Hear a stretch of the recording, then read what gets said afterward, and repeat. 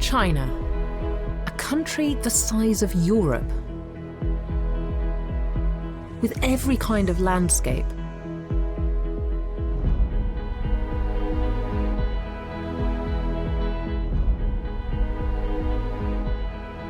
Every kind of habitat,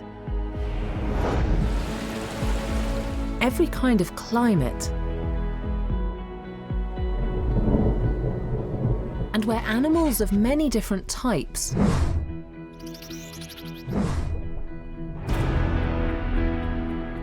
rare, exquisite, and endangered live in unique ecosystems, in remote isolation, and alongside people. But today, both these habitats and the extraordinary species who live within them are increasingly faced with challenges.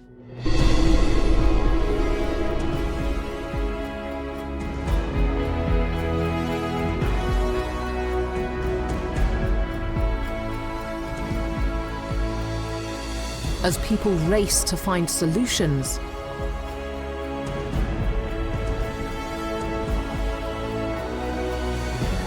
to preserve China's wild beauty.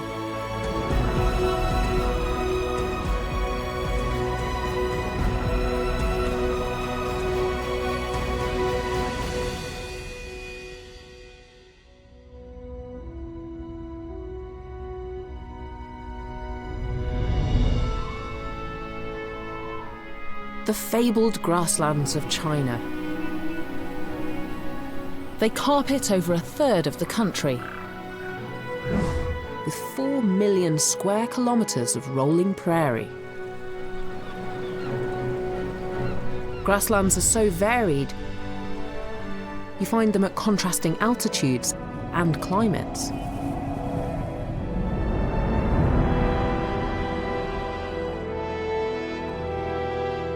"4,000 meters up on the Tibetan plateau, Himalayan peaks overshadow fertile alpine pastures.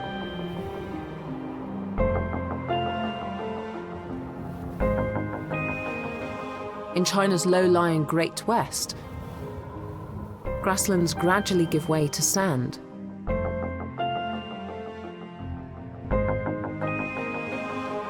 In the north are the lush meadows and wetlands of Inner Mongolia. Each grassland has a nature that's diverse and distinct. But where the dramas of life, death, and survival play out each day and in every season.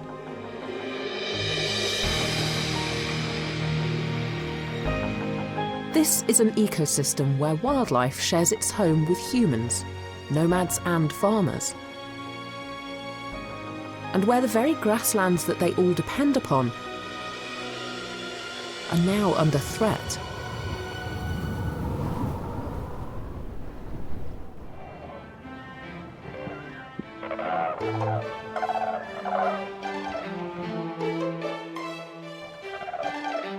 Springtime in eastern Inner Mongolia. The snows have melted and the new grass is beginning to grow. A flock of demoiselle cranes are returning to their northern breeding ground.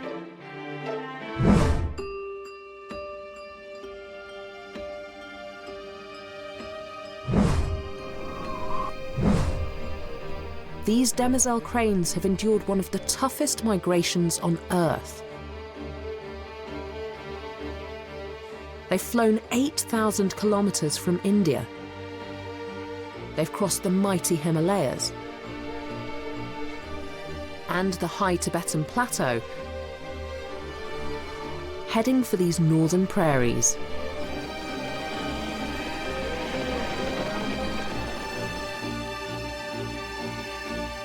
Having fended off hunger and attack from golden eagles, their journey is complete.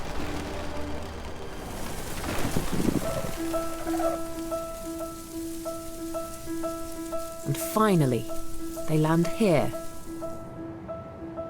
on the Guiyang grasslands of Inner Mongolia.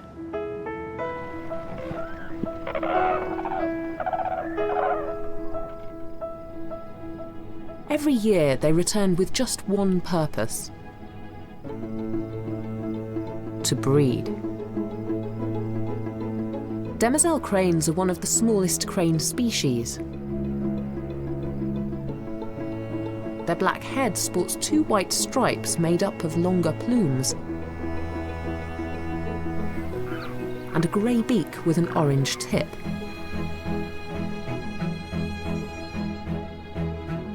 The cranes arrive in large flocks, but as soon as they touch down,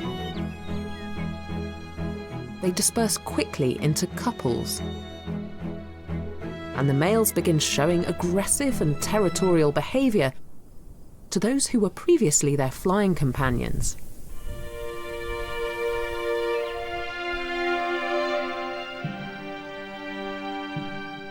This male and female are monogamous and will stay together for life.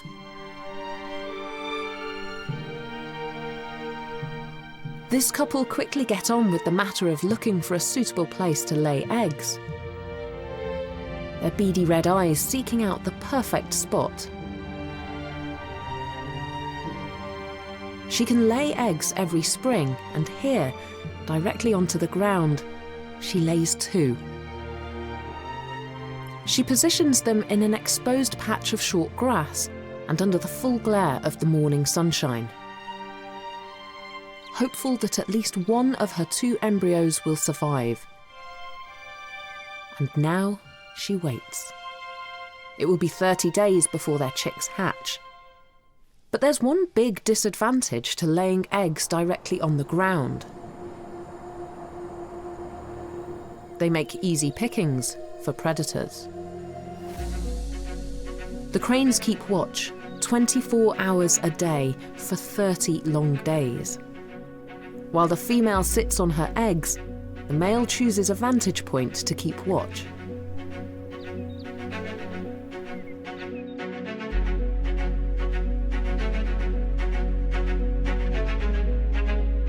As the fox gets closer, the birds alert each other to the danger with sharp warning cries.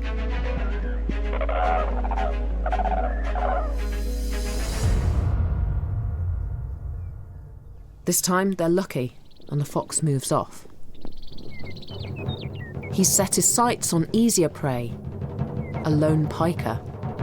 He sets an ambush, lying low to conceal himself within the long grass. Defenseless and alone, the prey is helpless. And this solitary hunter's victorious return is greeted with excitement back at his den. The demoiselle crane is free once more to tend her eggs, turning them to ensure that each side gets equally warmed under the golden sunshine. The egg's colour will darken as the day of the chick's hatching gets closer. When it's chilly, she keeps them warm under her wings for a day or 2. When night falls, they take turns to sit on their offspring, brooding. A constant temperature is needed for the embryos to develop, and both the male and female incubate their eggs, trading places every 2 hours, through good weather and bad.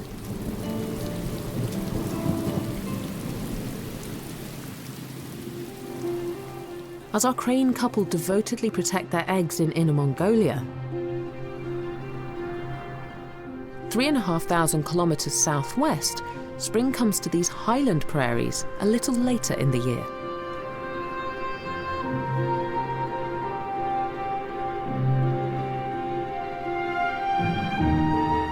This is the Tibetan plateau, also grassland.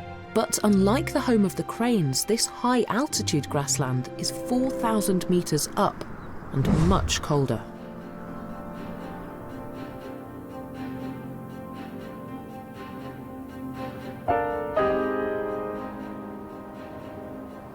Every season is harsh, with frequent strong winds.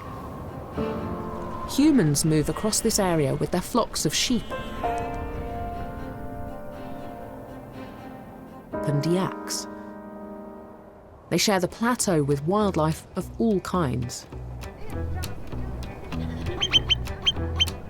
All have developed in their different ways to life on these very high grasslands, even thriving.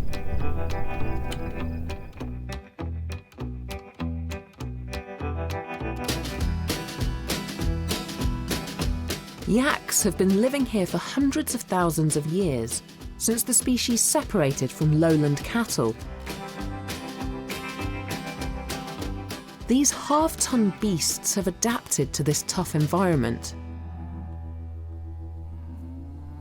Wild yaks share their physiological adaptation to the cold and altitude with their domestic cousins.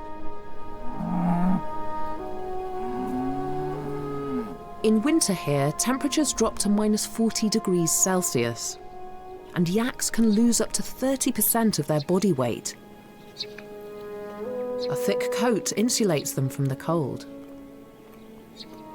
But their real evolutionary genius lies beneath the wool, with their organs. They have extra-large lungs that have evolved over millennia to capture as much oxygen as possible at this high altitude, where the air contains less oxygen than at sea level. And their very large hearts increase the volume and rate at which the oxygenated blood can be pumped around their bodies.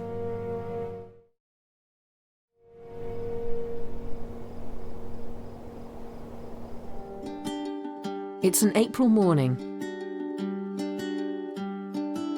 A mammal couple emerge from the rocks they live in. They have the thickest fur of all cats, which serves as good protection from frostbite in this extreme landscape. And their short limbs and especially small ears combat the high winds that frequently whip this prairie.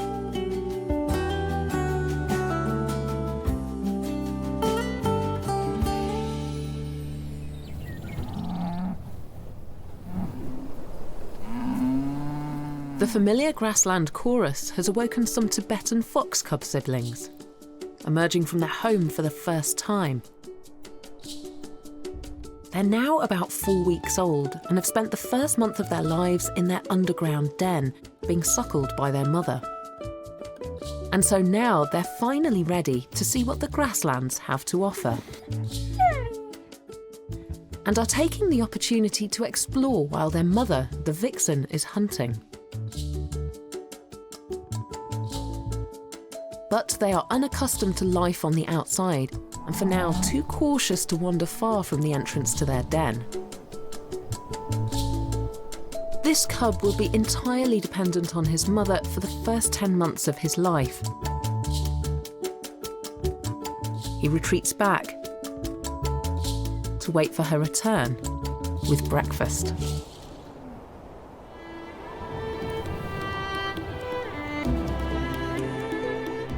A plucky piker emerges from his burrow. Small and seemingly insignificant, these mammals, most closely related to the rabbit, help maintain the whole ecosystem high up on this prairie. It rarely rains on the Tibetan plateau, but when it does, the rains are fierce and heavy. In such dry, cold terrain, flash floods could devastate the environment, sliding over the impervious land without any absorption. But the millions of pika who live here have created an underground network of burrows that effectively act as sponges, absorbing the water. Despite holding together the very ecology of the plateau,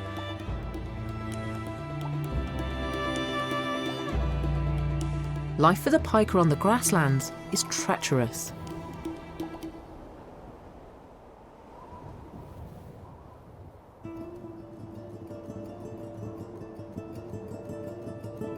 They're near the very bottom of the food chain,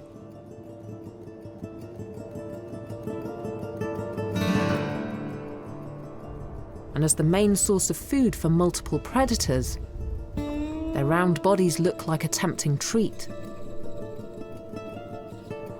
With the females giving birth to up to 13 young, sometimes 5 times a year, there are more than enough to feed the demand.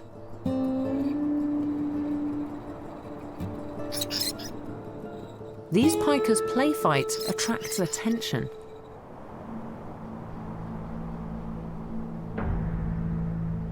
Two steppe eagles take flight.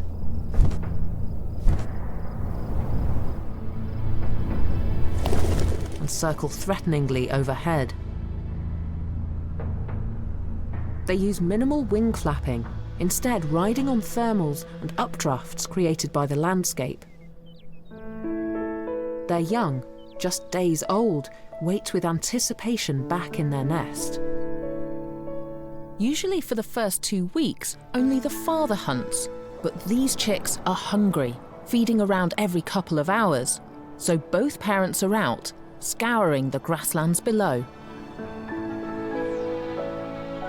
And they're ready to dive at speeds of up to 200 kilometers an hour if they spot a catch. But the mother won't stay away from her nest for long, as her bright white eaglets are now exposed to their own predators. Other raptors intent on feeding their own precious young. They will stay in this nest for 60 days. And over the course of 3 months will grow the feathers needed for flight, 7,000 of them, slowly transforming their bodies from white down to the light brown of their parents. Their feathers, talons and beak will grow throughout their entire life. Their mother hasn't managed to catch anything or find any carcass, and returns to the nest empty-handed. But she's got another important job to do. The sun has nearly reached its height and could harm her young chicks.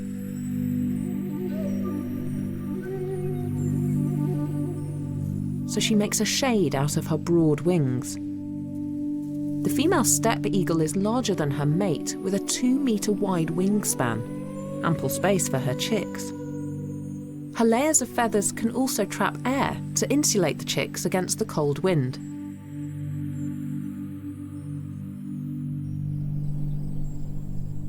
To keep up its strength and to stay warm and protected in low temperatures, this piker will eat 50% of its body weight in food each day.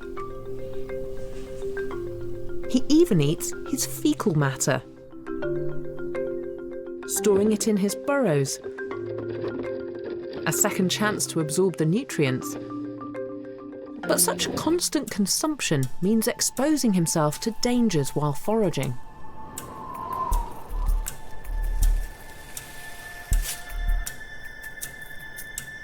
This ambitious fox cub spots something rustling and is drawn out by curiosity.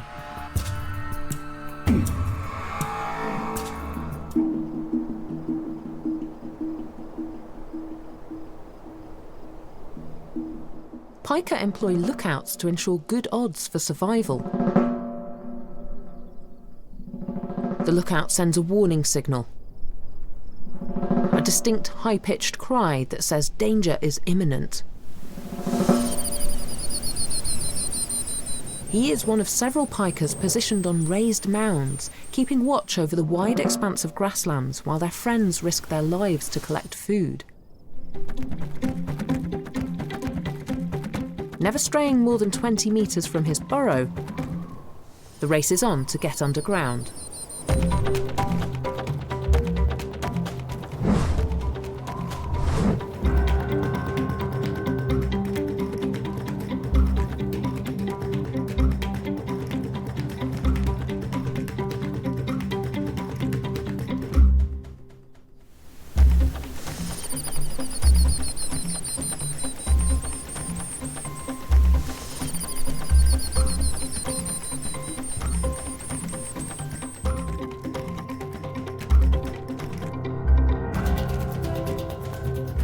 And this time, he makes it back safely and hurries to the depth of his burrow so as to avoid the digging claws of the desperate fox. A single interconnected burrow can have 5 access holes, so the pika are able to escape predators against the odds.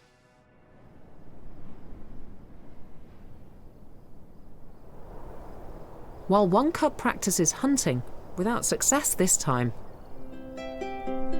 one of his brothers explores another intriguing find, common on the plateau: yak dung.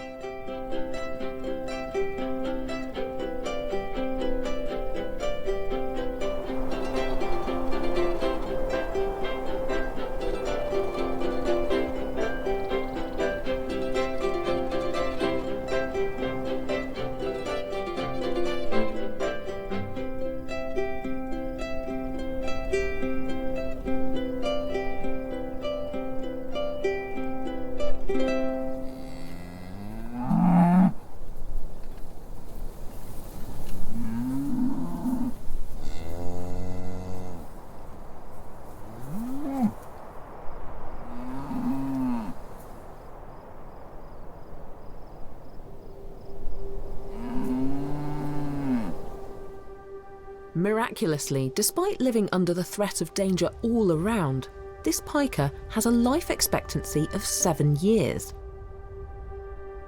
In part due to an unlikely partnership.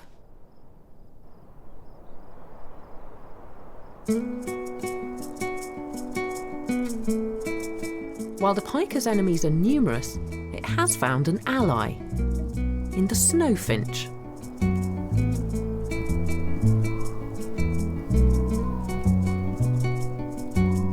A non-migratory high-altitude bird with an elaborate mating dance that resembles a display fight.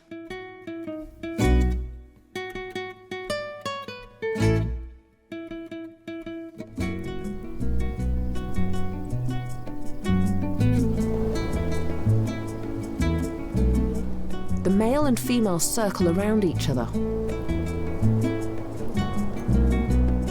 hopping with slow fluttering wings. The male leads, with the female mimicking his every move. Mating partners are decided upon based on this dance. And another male contender steps up.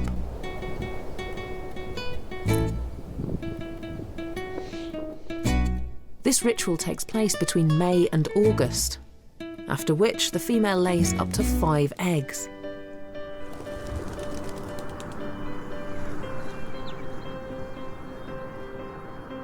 But the permafrost on the plateau means that there are no trees for them to make nests in. And unable to fly more than 10 meters, their options are limited. Birds lay eggs in nests to isolate them and the hatched fledglings from ground-level predators.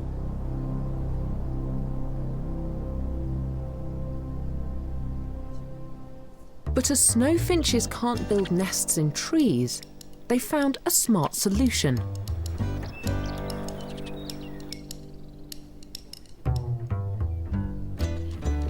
Go underground. They make their nests and lay their eggs among the pika in their underground burrows. It's a system that suits them both. The snowfinches get a safe place for their chicks, and the pika get more sets of eyes on the lookout for predators. For the snowfinches share many enemies with the pika. Predators intent on taking eggs from their underground nests.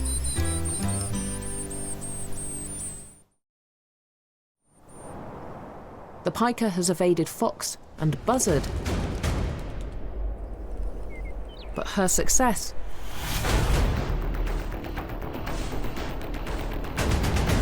is another's loss.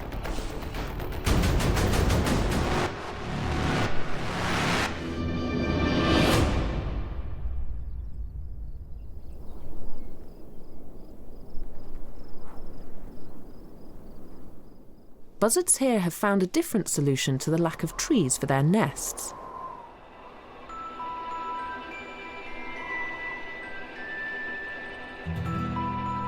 They lay their eggs and raise their young in crevices, high on cliff faces.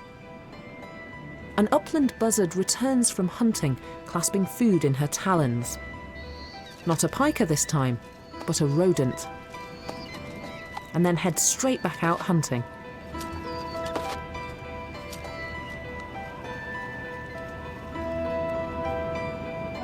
Her strongest devours the rat in one go, while her youngest is still waiting for its turn. Their mother can store food for several hours in her enlarged esophagus, known as a crop. After hatching, the young are unable to fly for the first 2 months of life and stay in the nest, a substantial 1 metre diameter structure of branches and twigs lined with vegetation that their mother adds to every day until the chicks leave the nest.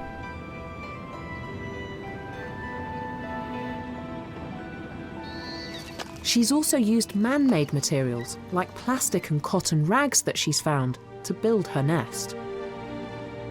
While the mother is out hunting, her chicks undertake the essential first step in learning to fly.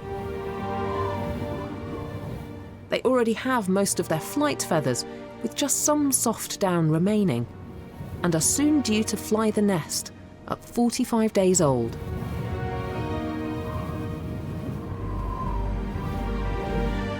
They practice the art of balance, their feathers aligned for flight as gusts of wind catch under their wings.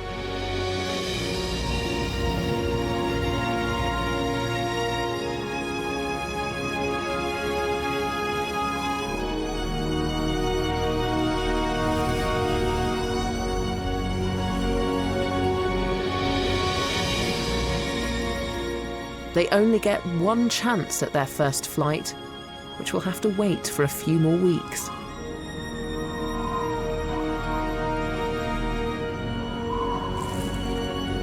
And until then, they are dependent on their mother and happy to have their food delivered.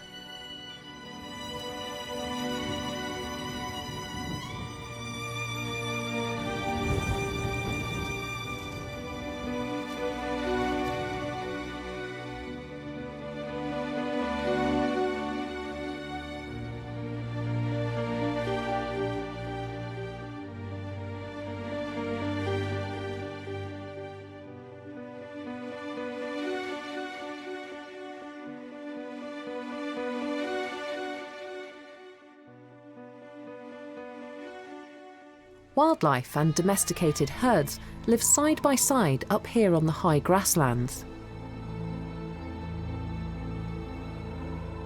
Even though it's spring, a sudden drop in temperature is making life even tougher for everyone.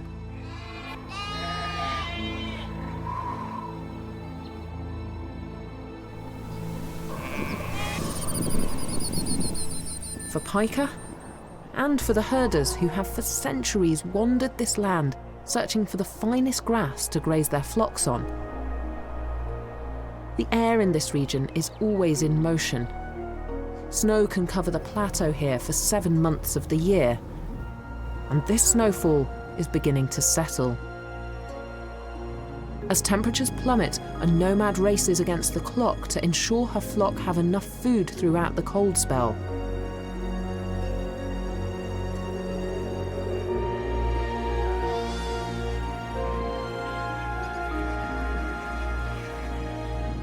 Lodan is a nomadic herder.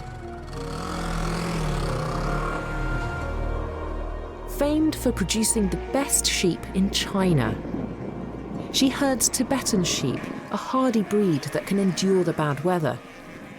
She rears them for their meat, but also for their wool. It's the lambing season, and Lodan can't let these late snows affect her animals' well-being.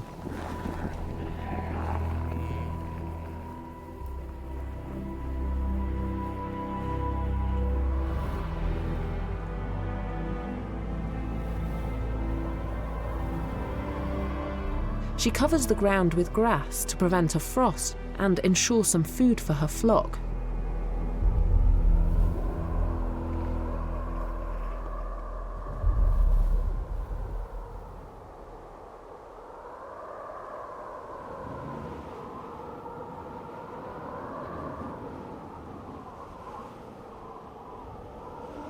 As the snow persists, the first lambs are being born at sub-zero temperatures.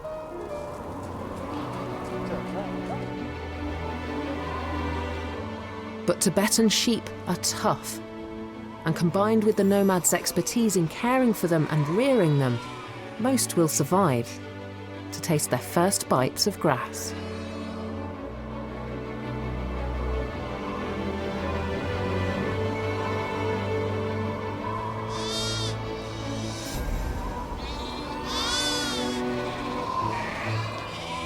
Early summer on the grasslands of Inner Mongolia is a far more hospitable environment.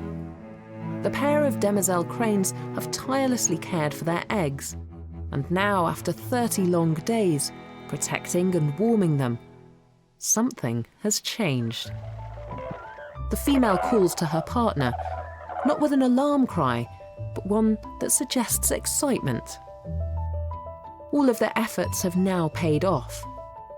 The shell cracks and her first chick begins to hatch, pecking its way out using its egg tooth, a small sharp protrusion on the tip of its beak that will fall off after birth. The first infant crane, or colt, prizes itself out of the egg. And later, its sibling arrives too.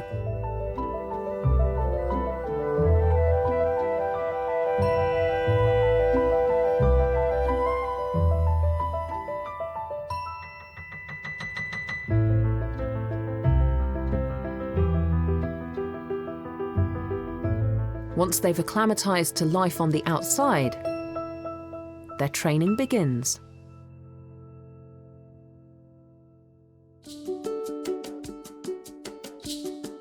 In 3 months, they will migrate south for the winter. And before then, they need to acquire many skills. But for now, they practice the basics, like walking and running. Cranes typically run into the wind to achieve the lift necessary for flight.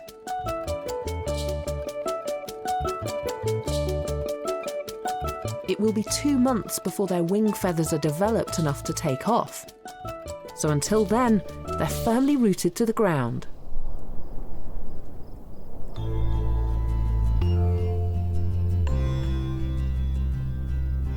Infant cranes, colts, aren't born with distinctively long legs. These come with age.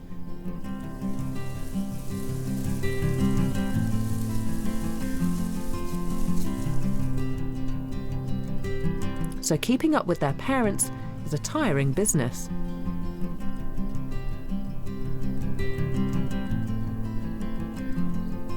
This morning, they're looking for food.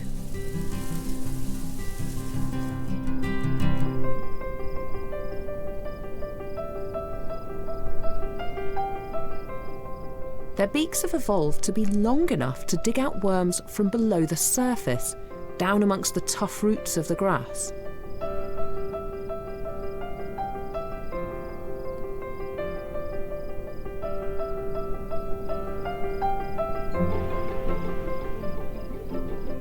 A bit of competition is needed to get the colts moving. Who can get the worm first?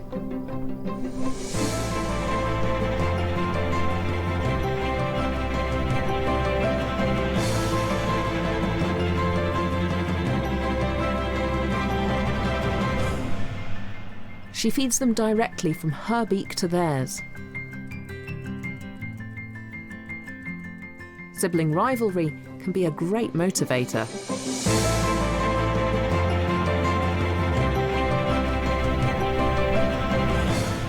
Demoiselle cranes eat a varied diet, from small rodents and amphibians to insects and plants.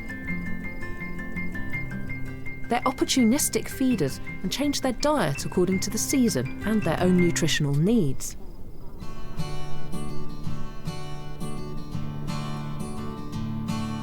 The fledglings can now flaunt their long necks, varying the sound of the cries they make and increasing their communication skills by lengthening and positioning their trachea.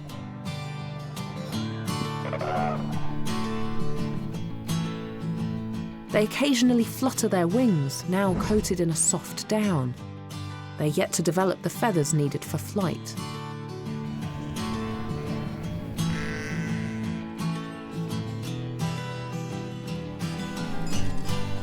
When the summer ends, they will embark on an epic journey south to India. A 5,000-kilometre-long migration to warmer winter weather.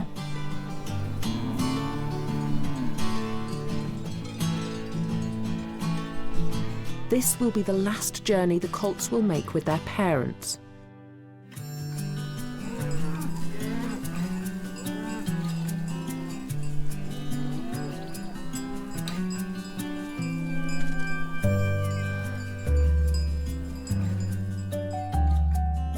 Once they reach India, the family will separate.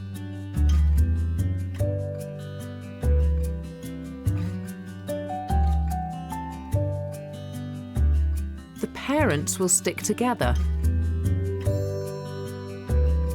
but the colts will be on their own and will have to fend for themselves. So for now, they all enjoy a little family time.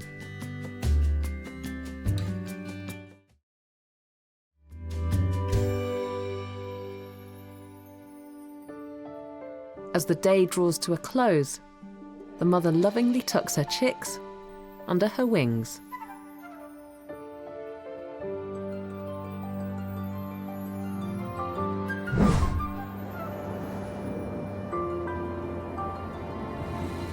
It's high summer on the grasslands of central Mongolia, and temperatures soar well into the 30s. Here in the Hunshan Desert, the rising of the Desertification River has created a unique and magical habitat.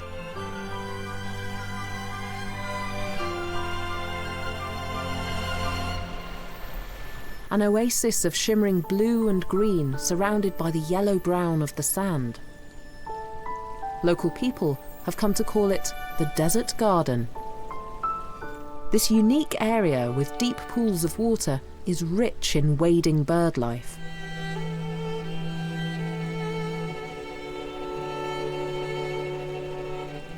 Statue-like herons loom above the water, waiting to pounce on a passing fish.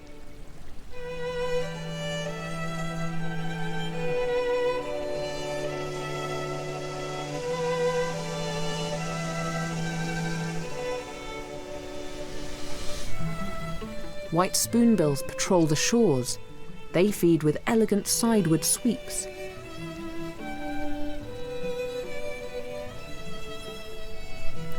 Crushing crustaceans in their powerful bills. A black-winged stilt creeps about in the shallow water. This one's red legs show that it has reached maturity.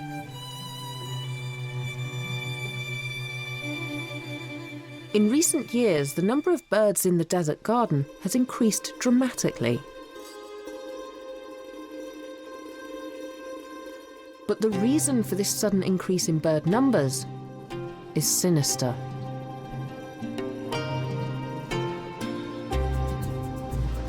"10 kilometers away is Major Chaganor.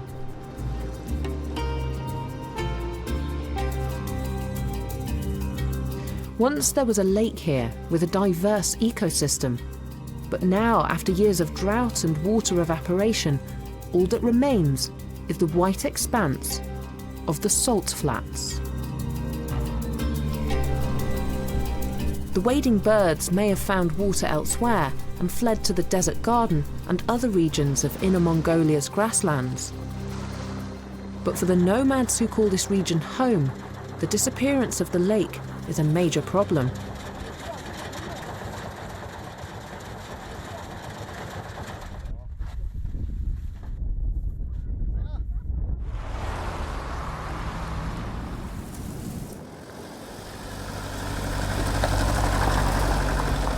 Narangawan's 300-strong flock needs water and a prairie to graze on.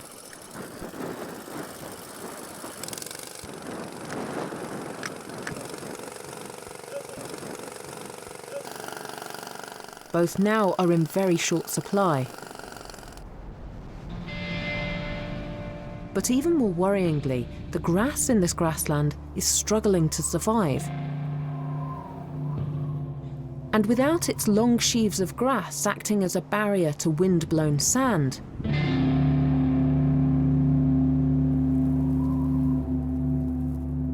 what is left of this grassland is being consumed by desert.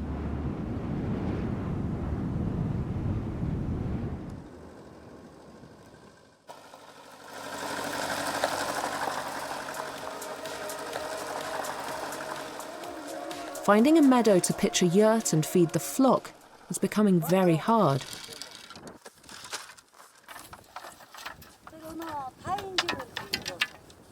And so these herders are taking action.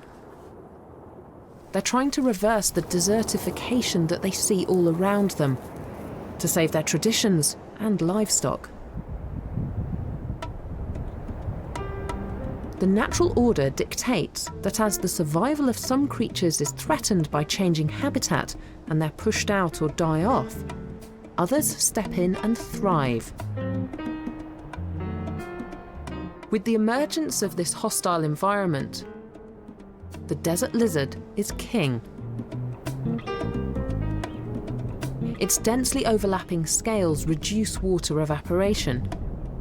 Air flows through its lungs in just one direction, most efficiently extracting oxygen from the air. And the desert lizard can also adapt its colour to become lighter as temperatures rise. It reflects more sunlight, and so keeps it cooler. This amphibian is relishing the changing landscape and is fast colonising this desert, breeding at a great rate.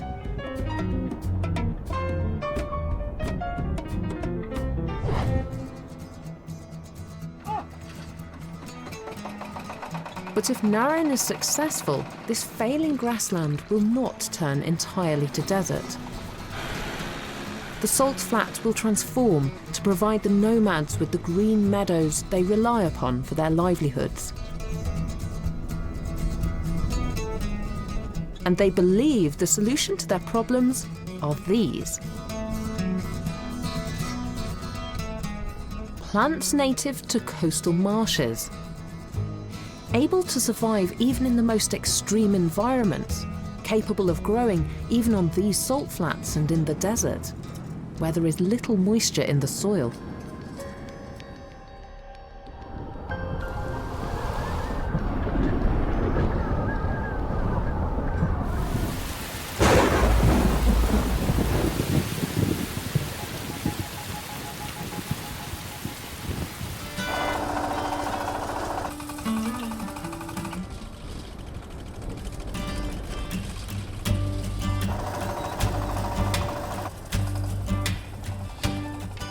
Every year between spring and summer, they plant thousands of seeds across former grassland.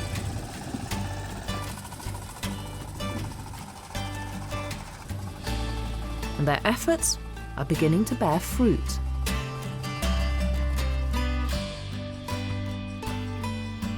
Last summer, this field was barren.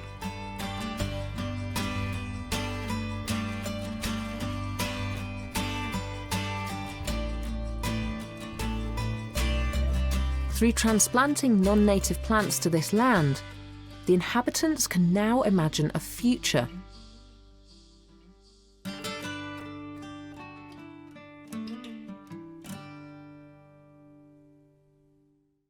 With the very food that their sheep eat also acting as a barrier to sand blowing down from the desert.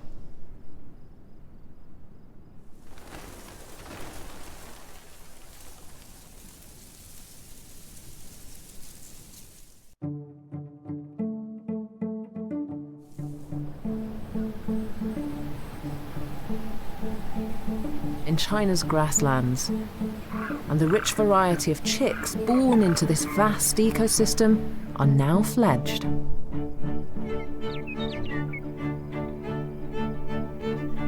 The young buzzards on the Tibetan plateau strut on their grasslands. Their white markings and feather tips are a reminder that they are still young. Now able to extend their wings 2 meters wide as they take up their position in the sky. In Inner Mongolia, the demoiselle crane colts are now fully fledged. Soon they will embark on their mighty 5-week flight to India. Migration brings out the sociable side of the crane. And the solitary family of 4 joins up with other families until a group of 200 or more has been formed. And it's finally time to bid farewell to the plains where they were hatched and raised. They test the air currents and wind direction. They wait for the sun to be in the right position. They watch for the all clear. And they are off.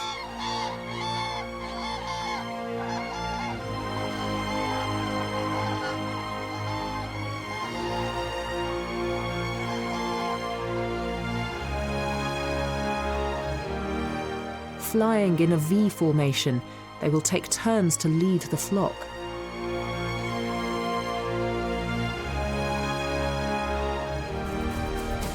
As this is their first flight, on this journey the young cranes will not take a turn at the helm. Their parents will. Using their inbuilt navigation system and knowledge of the rivers and valleys below, they fly at an altitude of up to 8,000 meters as they pass over mountain ranges. Each bird positioning itself on the wingtip of another to reduce the headwind. They fly as all cranes do, with their necks and legs extended in a perfect straight line, matching the rhythm of their wing beats to perfectly benefit from one another's updraft.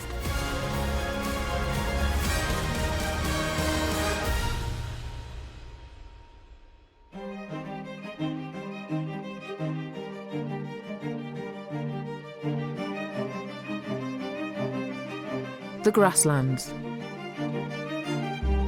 An area of China as varied in landscapes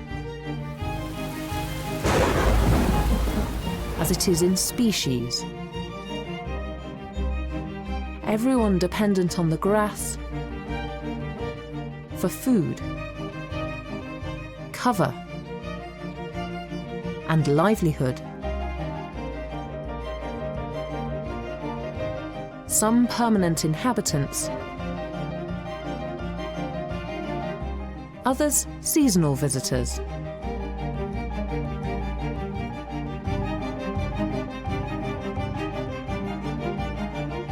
Where the smallest creatures maintain the ecosystem,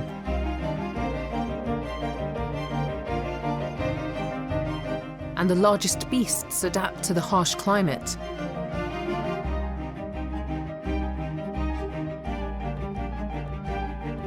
A land of stunning beauty, ever-changing. From season to season,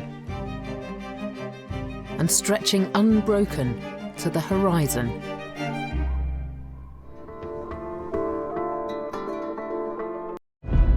China, a country the size of Europe, with every kind of landscape.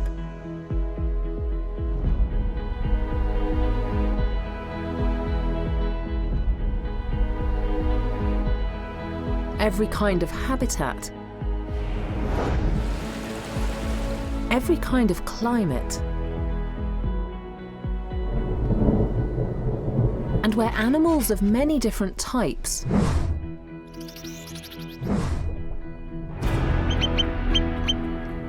rare, exquisite, and endangered live in unique ecosystems, in remote isolation, and alongside people. But today, both these habitats and the extraordinary species who live within them are increasingly faced with challenges.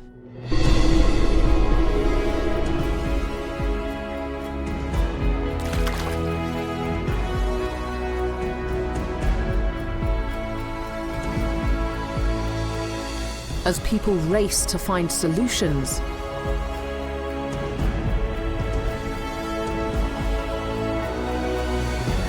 to preserve China's wild beauty.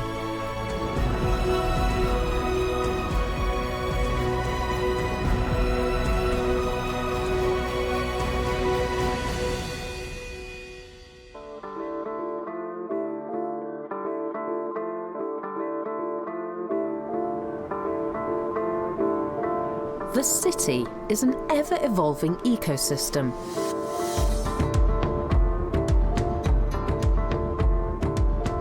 Made by man to meet our every need.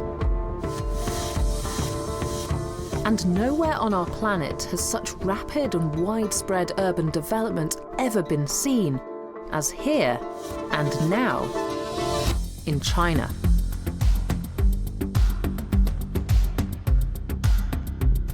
Millions of people vie for a piece of space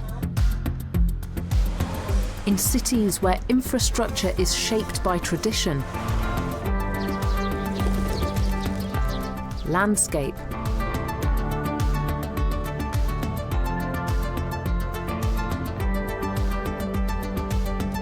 and business.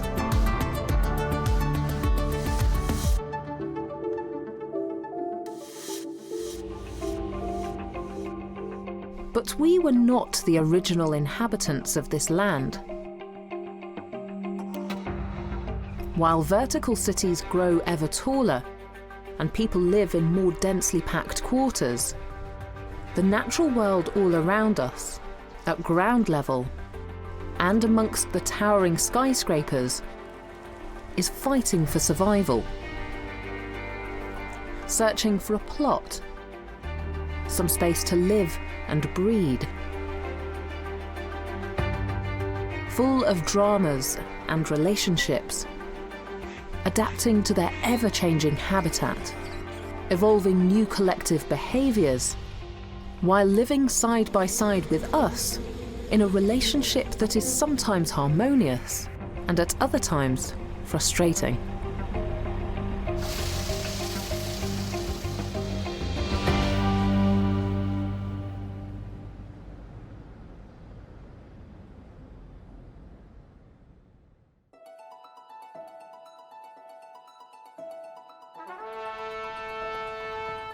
Beijing, China's ancient and modern capital.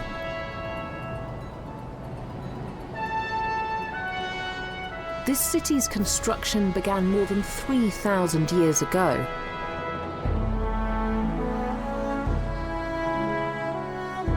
And it is home to some of China's most iconic landmarks.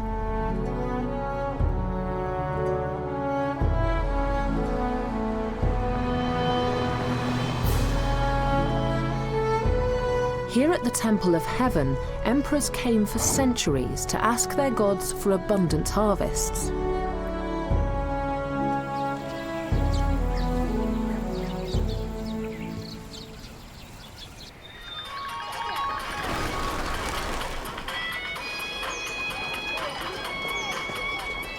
These days, it's a favourite place for locals of all ages to stroll and take exercise.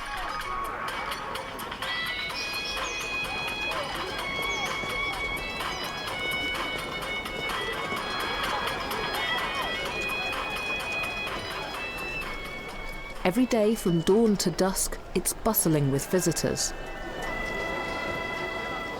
But what few of them realise is that just metres from where they are relaxing, intense dramas of life and survival are going on amongst the full-time residents of the park.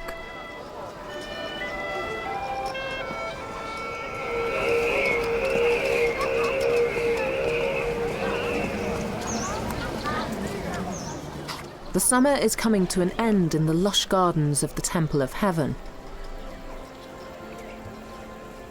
Some of the most energetic inhabitants are hoping that these auspicious grounds still promise ample food.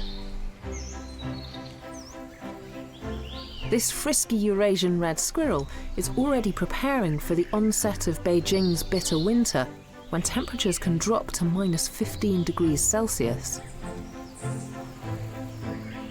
Unlike other small mammals, he won't hibernate during the cold spell, and so needs to begin to store up supplies now when food is plentiful. He also increases his food intake so as to put on weight for insulation. 80% of his waking life is spent foraging for food. The coat of this red squirrel varies in colour depending on the time of year and his location. The underside is always cream, but the remainder of this red squirrel's coat is in fact brown and black. The darker shade is camouflage, helping him blend in with the dark soil and tree trunks. He sheds his fur twice a year and is currently modelling his thinner summer coat. Success comes quickly. He's found a walnut. But before he can stash his bounty in a tree crevice known as a larder, an intruder disturbs him. Oblivious to the squirrel's mission, this child wants a closer look at the rodent. The squirrel, assuming the child wants his nut, hastily buries it.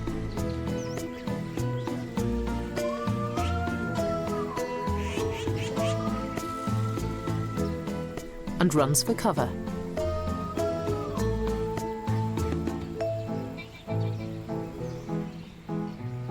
The coast is clear, and he retrieves the nut. In just seconds, he unlocks it from the casing using his 4 sharp front teeth.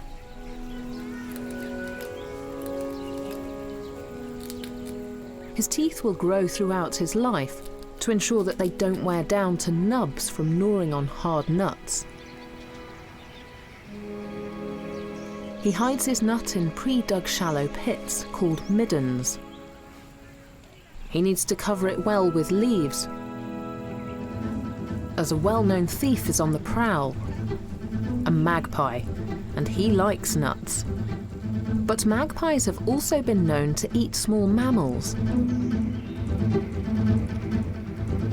So after concealing his walnut, the squirrel also makes himself scarce.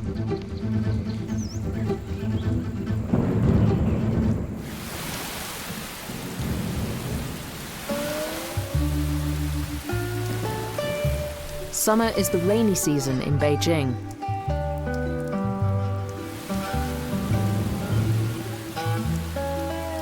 And a sudden downpour brings out a host of creatures. But heading out into the open can be a risky business.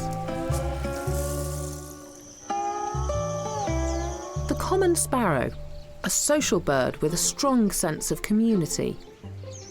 This scout has been sent to find food and sends word back. Petite in stature, the sparrow's strength lies in their numbers. But they are timid birds and quickly give up their hunting ground when they hear a hoopoe approach. So named because of its distinctive call. She is a solitary forager feeding on the ground, using her sharp beak to dig through the vegetation for the bugs that have come out in the rain. This iconic bird is depicted throughout history in art, adorning the walls of ancient Egyptian temples. Our fascination is perhaps sparked by her fan-like crest, which she raises when excited.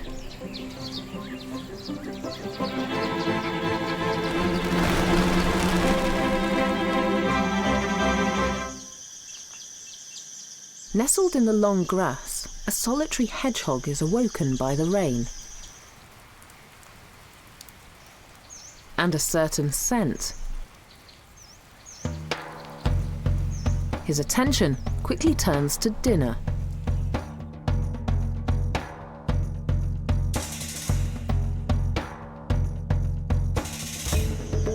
He hoists himself out of his den, a small hollow he's dug in the grass. While his senses generally work best at night,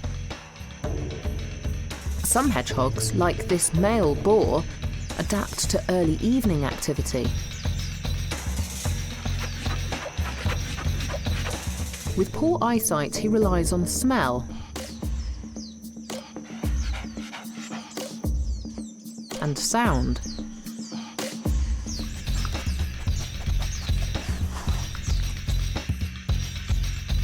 He can even detect insects 7 centimetres underground. And he has caught a scent.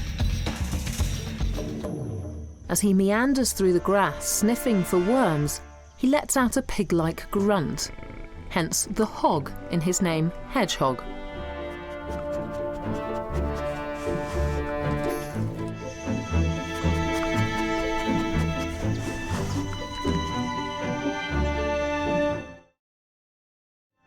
He's hot on the trail of a juicy earthworm.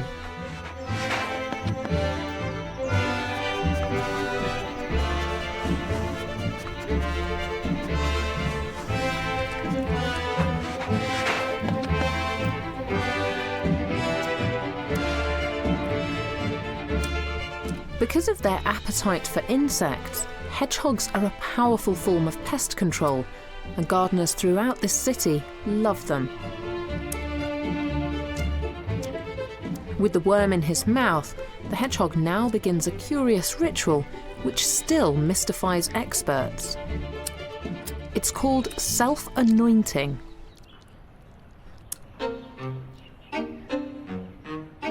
The hedgehog mixes the worm meat with saliva to form a scented broth.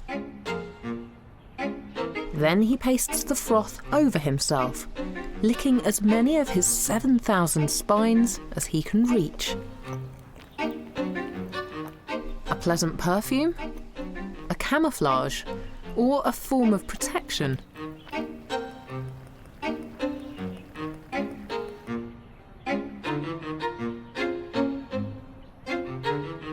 The purpose of this act is entirely unknown and remains the hedgehog's secret. And with the self-anointing complete, he returns for second helpings.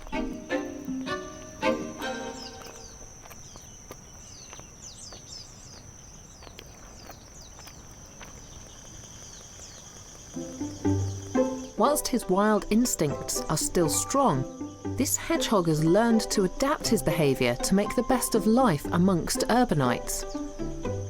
And he's seen an opportunity. Sprinting off at a sprightly 5 kilometres an hour.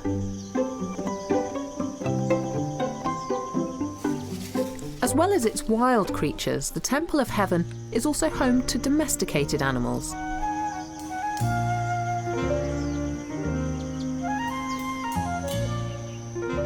Cats.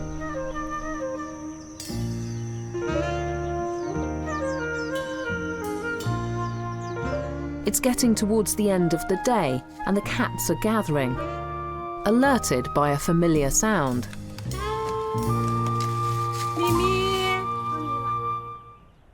It's their favourite time of the day. Despite the fact the cats are living in this public park, free to roam its grounds and catch their own food, they also get regular meals.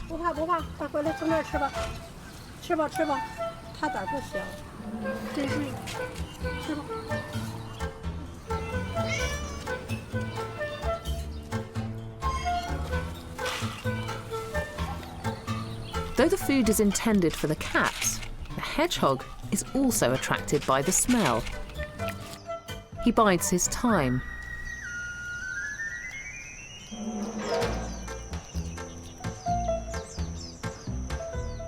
He must wait for night to fall and for the cats to leave.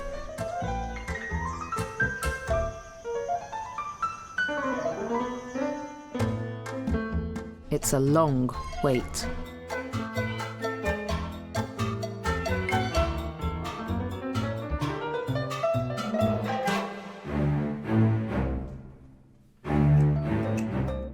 He approaches cautiously through the long grass.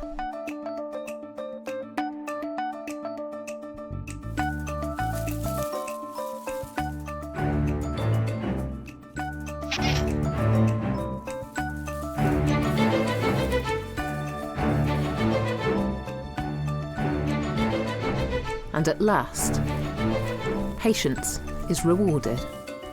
He gets what he's been waiting for.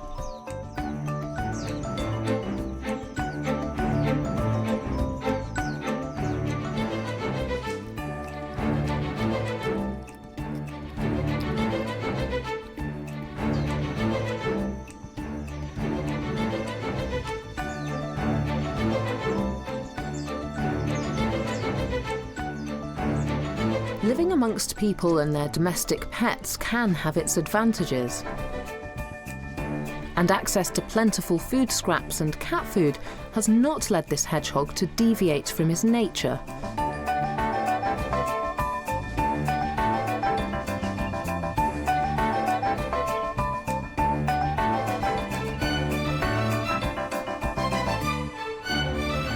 Research has found that despite having a year-round supply of food, the urban hedgehog still hibernates for 6 months of the year. The same amount of time as its rural relatives, whose prolonged sleep is timed with seasonal food shortages. But tonight, well fed, he now has the energy needed for the night, when he will trawl his territory, a 3-kilometre range, searching for females.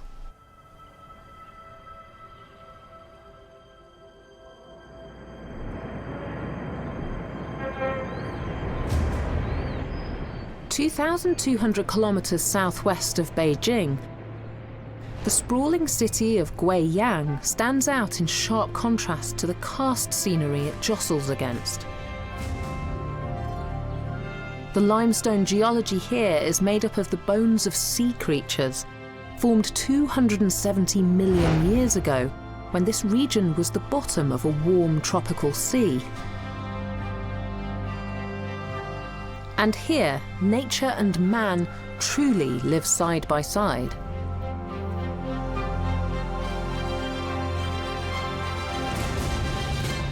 In the wetlands not far from the city centre,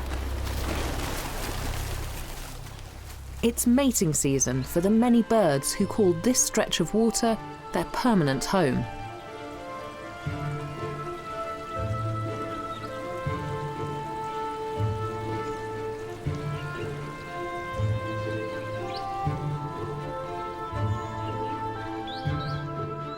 These ample waterways are runoff from the Pearl River, and they've helped this city flourish, bringing humans and animals much needed fresh water.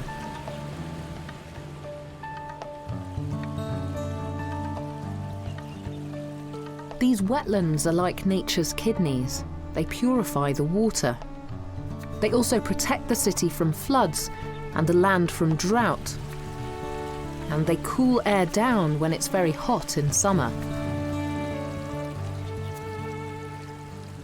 An egret on the banks of the river patrols the water's edge.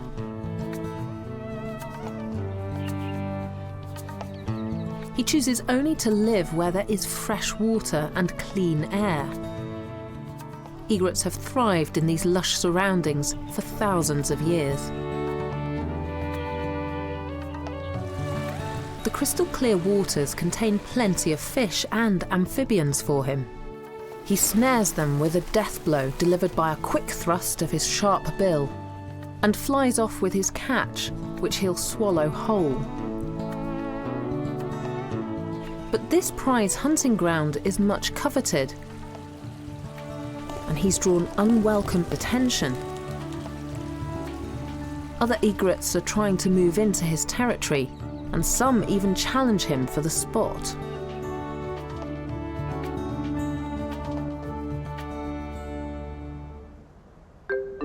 And soaring above the wetlands, Guiyang's karst peaks are also home to a population thriving off the rich supply of natural resources.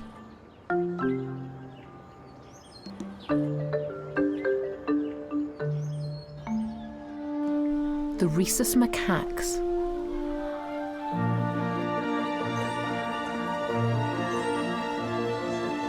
After humans, they are the world's most numerous and ecologically widespread primates.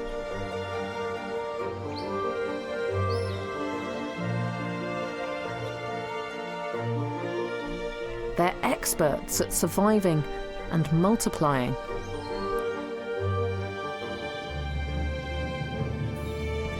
And they share much in common with their human cousins. Their behaviour is shaped by intense competition.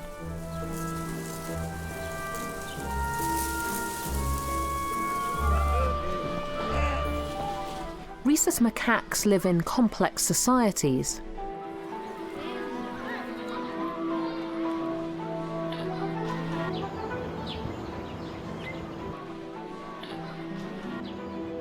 The troop is ruled by a single dominant male. You can see which is the alpha in this troop. He's the biggest and most aggressive of the males. He uses intimidation to get his way and secure for himself the safest sleeping spots, the best food, and access to the fertile females in the group.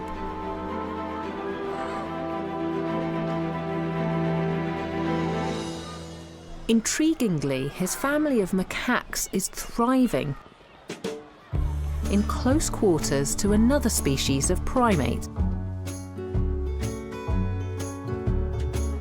humans.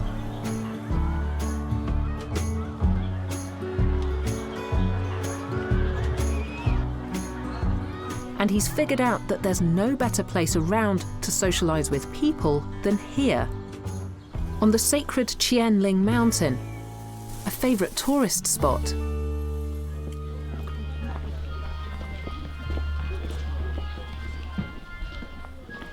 It's Chinese New Year, and 100,000 Guiyang residents come in pilgrimage up this mountain. They gather firewood in the belief that this act will bring them good fortune and wealth. They offer thanks at the Zen Buddhist Hongfu temple.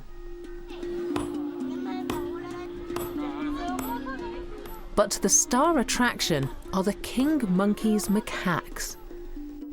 And they know how to work the crowds. They prosper on this mountain because of man, choosing to live in close proximity to the city's tourists. And no day is more lucrative for the monkeys of Qianling Mountain than today. They hope to feast and enjoy the New Year celebrations as much as the next man. The troop leader, like all macaques, has specialised pouch-like cheeks to ensure that all the excess food he's given or grabs won't go to waste. Nowadays, the majority of his food intake comes from visitors. And there are concerns that through this coexistence, he and the troop he leads could be losing their foraging and gathering skills. Most feed the macaques responsibly: fruit, nuts. Their regular diet in the wild.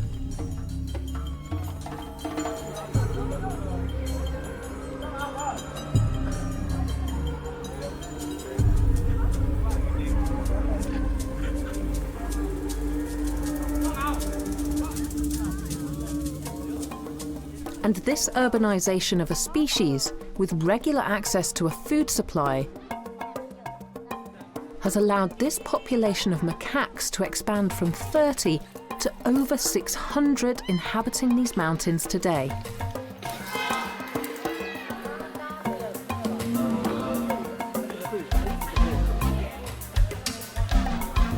while they might have changed their feeding habits, at the end of the day, when the visitors descend the mountain for the bright lights of the city, the alpha male leads his troop away from the tourist spot and retreats back to his treetop canopy, back to his own society.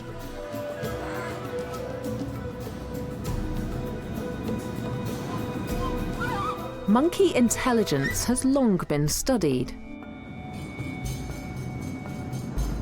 But the abilities of some less exotic city-dwelling animals are now also gaining attention.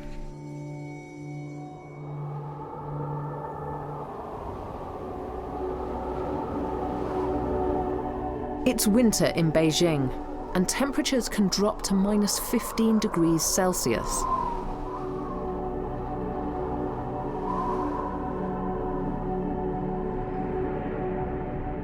As people retreat home, other species are flocking into the city.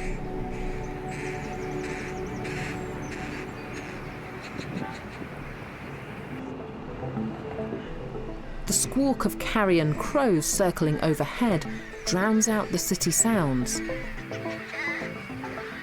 With a 1-meter wingspan, they glide effortlessly over the skyline.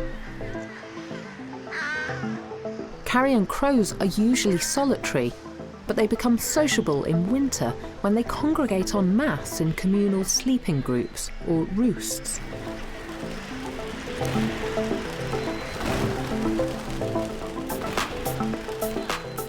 12,000 are expected to arrive in Beijing this year. Descending on this small patch of the city and roosting on just a couple of poplar trees. And experts at Cambridge University in the UK believe that the size of their roost is indication of their intelligence. Group living is a complicated business. For members to thrive or stand out from the crowd, they need to understand how to work alongside or manipulate their community.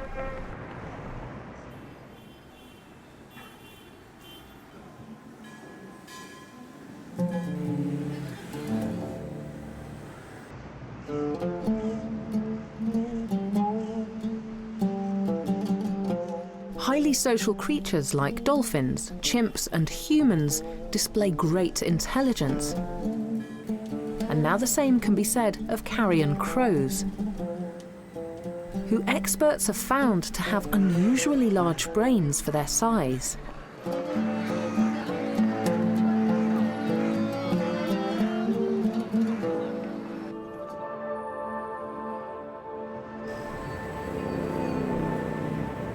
This is a spectacularly large roost.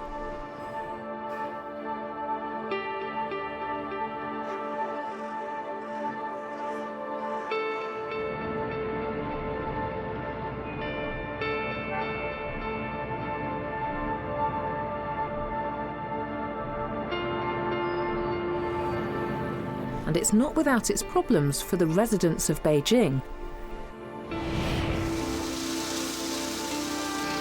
who have to tread a little carefully when walking beneath these trees in winter.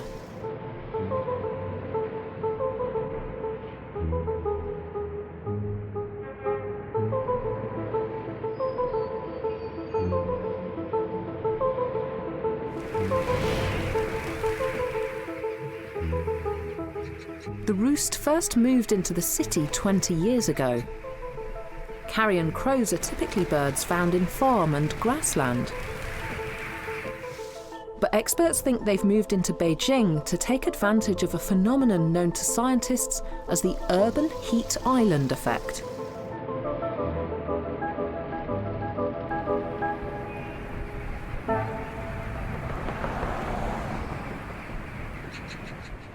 There are 20 million people in Beijing, and the cars, air conditioners, and other machines used in this developed city give off heat.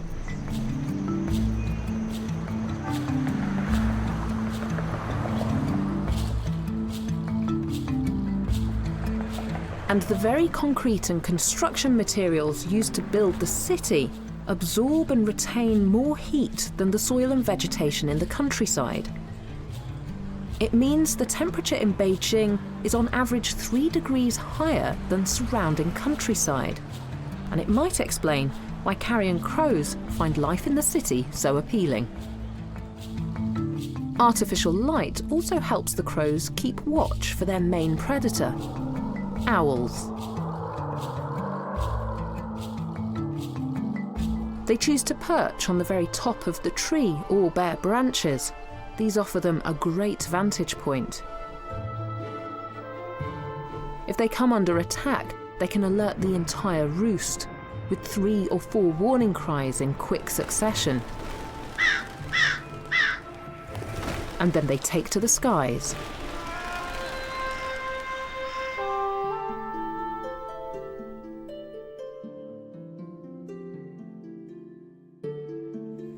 It's an icy winter's morning in Beijing.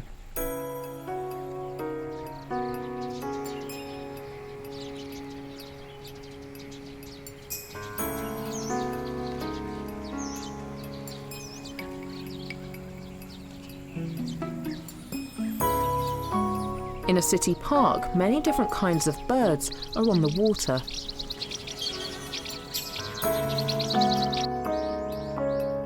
But one determined crow, with a loyal crew in tow, has headed straight for the ice. He is not trying to break through, but is resourceful and cleverly uses the hard surface of the ice to sharpen his beak.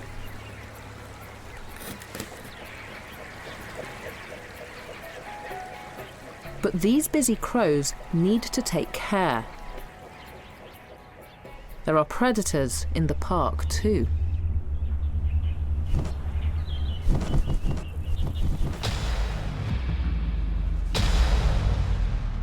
With a now razor-sharp beak, this opportunistic scavenger has a new lease of confidence and has seen a kestrel enjoying a mouse.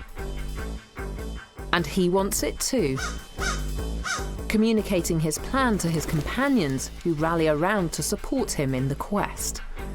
They're versatile and will eat anything they can find, plant or meat, and they're seemingly fearless. Utilising the strong network forged in the roost, the lead scavenger instructs the others to take on the bird of prey.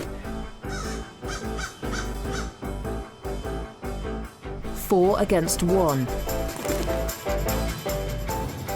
The kestrel clings on to the mouse, clasping it tightly in his talons. And the group of crows eventually concede defeat.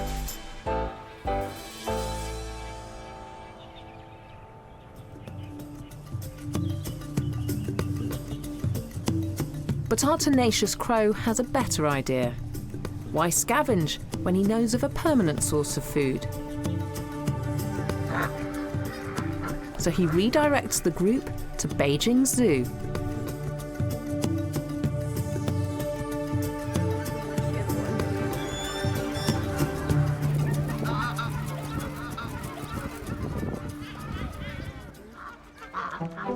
The zoo is a microcosm of the world, with numerous habitats and a variety of the Earth's ecosystems. The crows are spoilt for choice with where to land.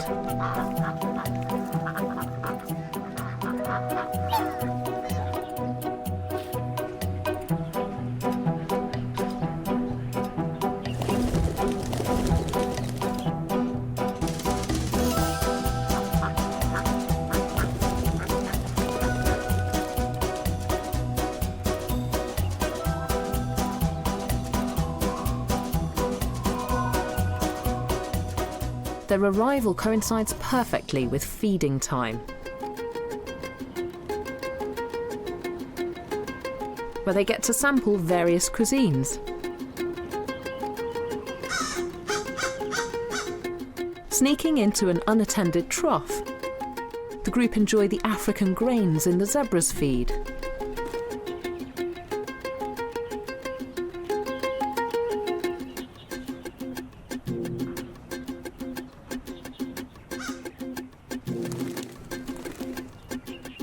Until they're welcome no more.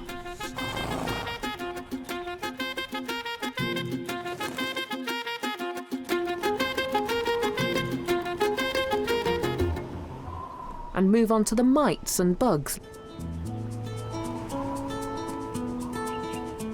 living on the deer's antlers.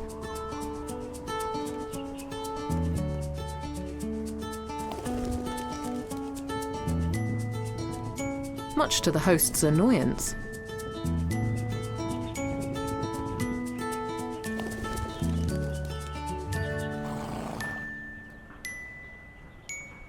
An hour before the sun sets, as the temperature begins to drop, our crows head back to the heart of the city, where it's warmest. They are at their noisiest now, circling the skies and regrouping with their flock.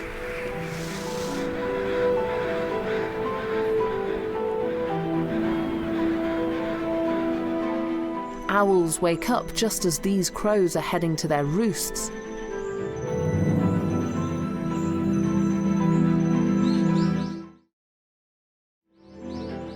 While our crow and his fellows are flourishing and adapting well to life in the city, their main predator, the long-eared owl, is not faring so well.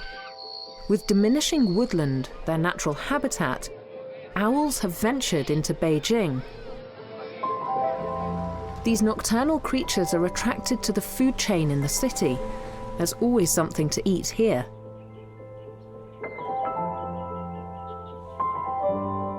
But once here, they're experiencing a degree of culture shock. In such a dynamic city, it's difficult to find a quiet spot to sleep by day. And neon streetlights make stealth-like hunting difficult. The urban owl, shy and reserved, is seeking help from the city's people.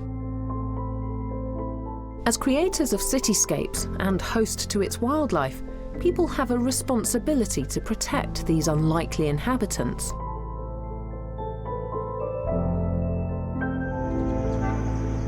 Here at the Raptor Centre in Beijing, they monitor the city's wild owls, kestrels and buzzards, bringing in any that need a little help in adapting to their unnatural surroundings.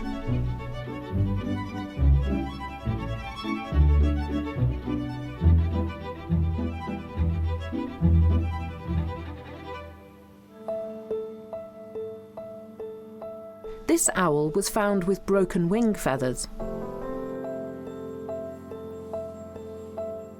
An owl's wing feathers are uniquely designed. Serrated like a comb to break down turbulence, their flight is entirely silent. And this is how, by stealth, they sneak up and capture prey. A kestrel is also brought in.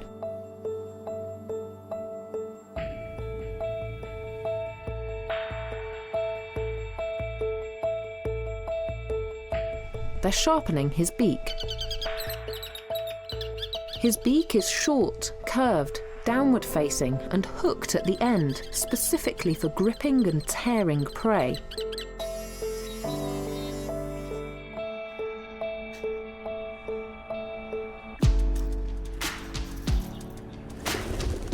In the wild, birds of prey like this owl sharpen their beaks through crunching the bones of the moles and voles that are their chief food.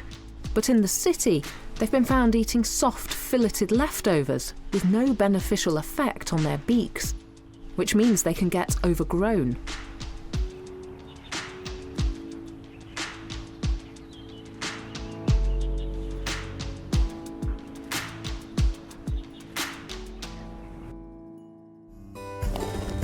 After several weeks of rehabilitation,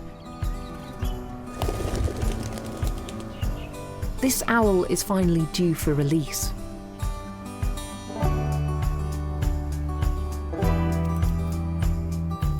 The team drive to the countryside 10 kilometers outside of the city. 后面就是山，前面就开矿，我觉得就挺好，就不给它放地上。 This is the owl's natural environment.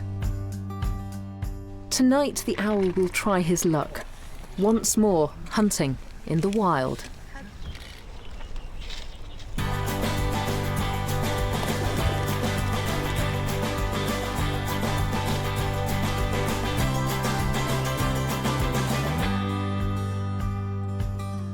hopefully he won't find himself drawn back to the bright lights of the city, scavenging for easy food.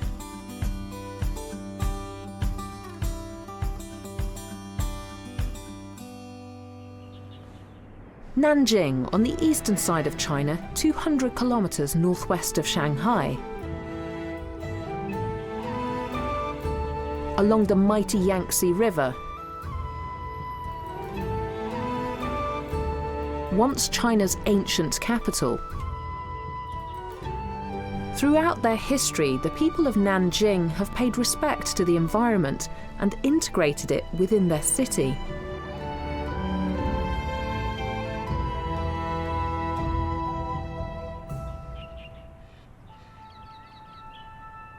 And nowhere in Nanjing is nature more cherished than on Purple Mountain.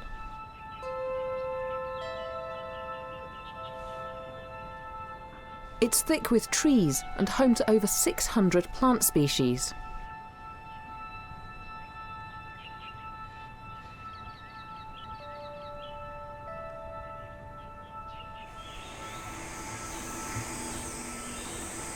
One creature found deep in the forest on Purple Mountain is unable to tolerate any man-made light, needing total darkness for a nightly spectacle on which the survival of its species depends. Dusk is approaching, and people are flocking to Purple Mountain to behold an awesome sight.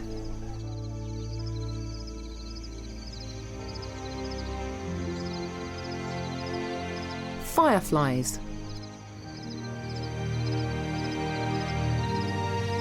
Winged beetles, sending out messages of love. Fireflies depend on their own light to reproduce.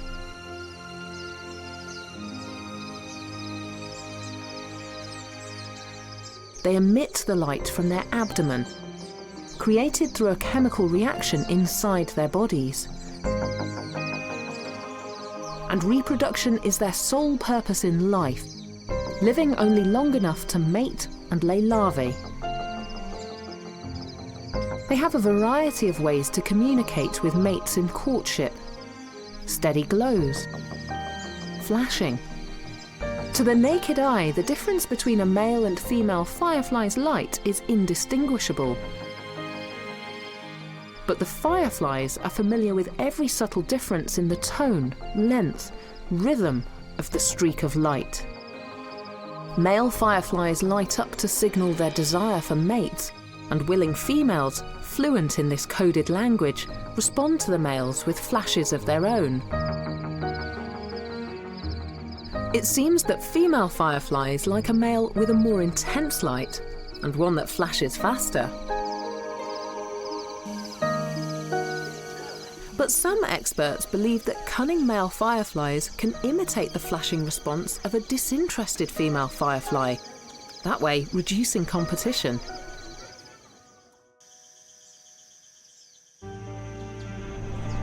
Around the world, firefly numbers are decreasing. As cities encroach on forests.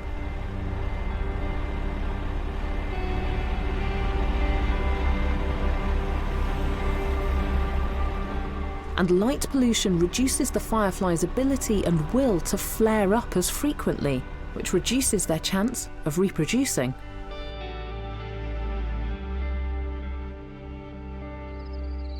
But here in Nanjing, the population is thriving. Thanks to respect and positive coexistence. At night, Purple Mountain is pitch black, with only minimal lighting guiding tourists up the slopes.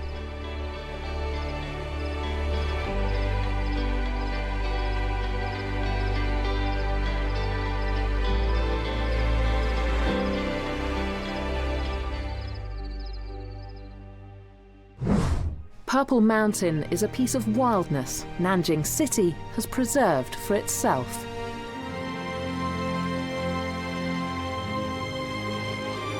With a rich history in the arts, the integration of nature within Nanjing serves as a reminder of a time when Chinese poets and artists lived in total harmony with wildlife and drew inspiration from the natural world.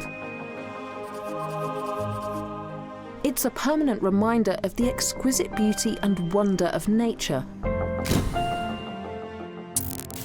that can still be ours to appreciate in these modern times, even as cities expand. And now other cities are also following Nanjing's lead. Chongqing is southwest China's largest city, embedded in the green rolling hills along the Yangtze River. Efforts to protect the extraordinary Ficus virens tree from damage caused by construction are more than simply a green initiative.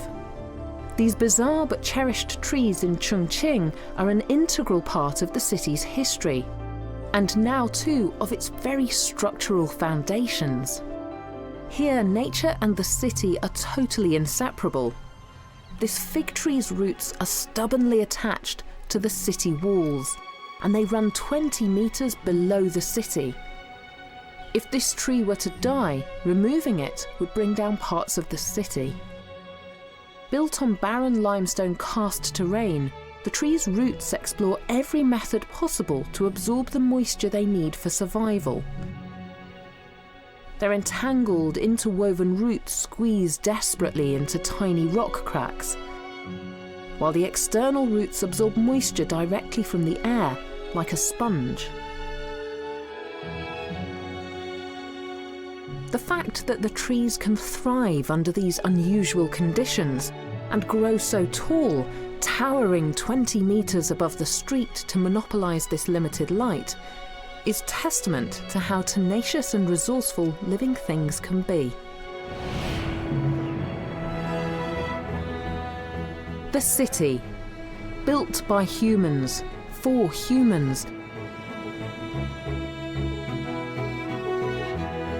but now home to creatures of all kinds. From tiny insects to our close monkey cousins.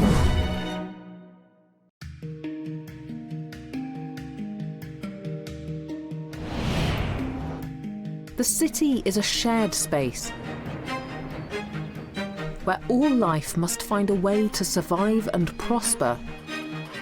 Every day in our cities, we see evidence of nature's vitality and its ingenuity, where creatures, domesticated and wild, live side by side with us.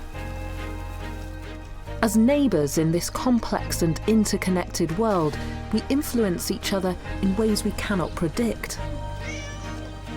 In the vibrant concrete habitat that is the modern city, many people feel they have a duty to the creatures that they live alongside, offering a helping hand in unfamiliar environments and giving others the space they need to thrive. Everywhere in the modern city, people, entranced by nature's brilliant diversity, are drawn to protect and care for all the creatures of the wild.